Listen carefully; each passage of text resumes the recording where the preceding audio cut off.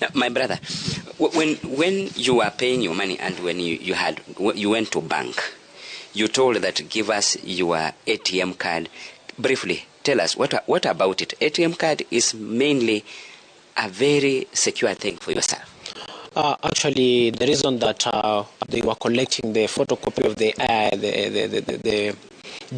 ID card, or what can we say, that is the card, the ATM card for the bank. It was a reason that they acted as the guarantors. The county government of Uasin Gishu told us that they will be acting as guarantors to provide for us the bank statements, and as it was a direct guarantee for visas of the students of Uasin Gishu. But we knew later that they wanted now to take the money of many students who had enrolled in this program, and they joined together and used that money for bank statements of maybe the first 20 students. And that's why they wanted these ATM cards, so that they can conjoin personal accounts and withdraw that money from personal accounts and use it for bank statements of other students. Kwa mara ya kwanza umejiona mjinga kwa mara ya kwanza kwa maisha yako? Actually ndio, because it's very unfortunate for someone like me.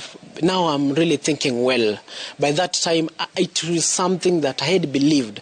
I had given a full trust to the county government and the official running this program, that they will make sure that my ATM card is very safe and is being controlled in terms of ensuring that I acquire visa with that kind of operation. But it's very unfortunate because we are now learning that how fools are we.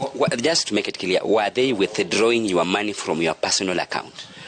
Yes, of course, and we have in fact students now who are complaining. Parents are crying because they are sending some of their students to go and check their bank accounts, personal bank accounts, and they are finding nothing in those accounts. Yet they are not the people who operated their personal accounts. Yes, hold there.